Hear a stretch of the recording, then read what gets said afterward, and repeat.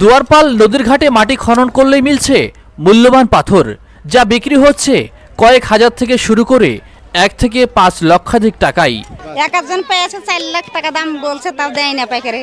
অবিশ্বাস্য ব্যাপার, একজন পেয়েছে 4 লক্ষ টাকা দাম বলছে, তারপরে দিচ্ছে না। এমন খবর আশপাশে ছড়িয়ে পড়লে গ্রামের মানুষ নদীর পাড়ে ছুটে আসেন। সকাল থেকে সন্ধ্যা পর্যন্ত পরিবারের সদস্যদের নিয়ে চালাচ্ছেন খনন কার্যক্রম। আমি 4 জনকে পেতে দেখেছি। 4 জনকে দেখেছেন?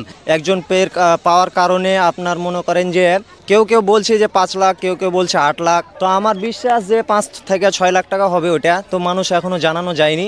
তাবিজ পাচ্ছে, কেউ কিছুদিন আগে 2.5 লাখ টাকা দিয়ে পেয়েছে। 2.5 লক্ষ টাকা দিয়ে? জি।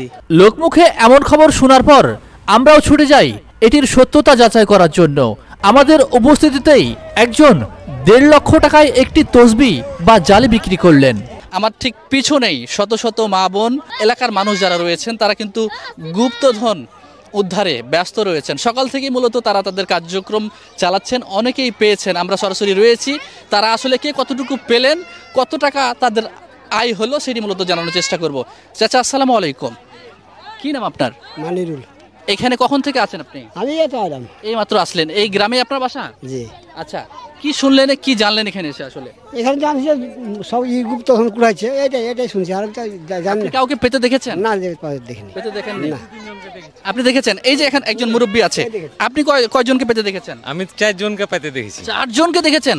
কিরকম পরিমাণ, টাকার পরিমাণটা কিরকম আসলে? টাকার পরিমাণ সেটা কেমন করে বলবো, বিক্রি তো করেনি। তারপরে একজনের কাছে শুনলাম যে একটা নাকি এখন 1.5 লাখ টাকাতে বিক্রি করলো। এই মাত্র 1.5 লাখ টাকাতে বিক্রি করলো, সেটা আমরাও প্রত্যক্ষদর্শী।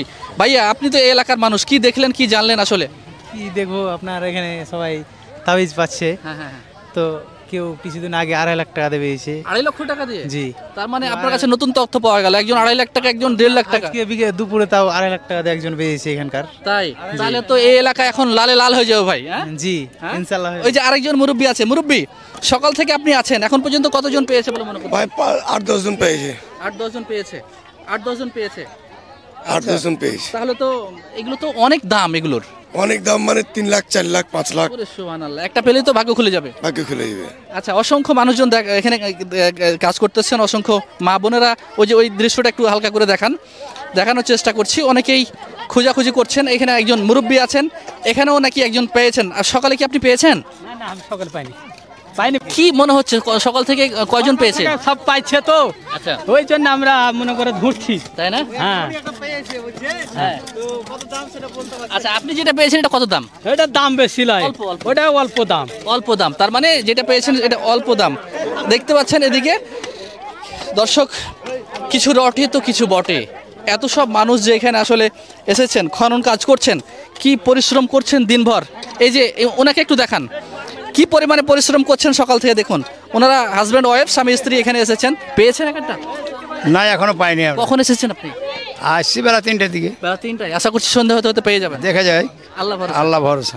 কে কিরকম পেয়েছে জানতে পেরেছেন? শুনছি অনেকগুলো কাঠি পাইছে, কে ঢোল পাচ্ছে। একজন পেয়েছে 4 লাখ টাকা দাম বলছে, তাও দেয় না পাইকারি।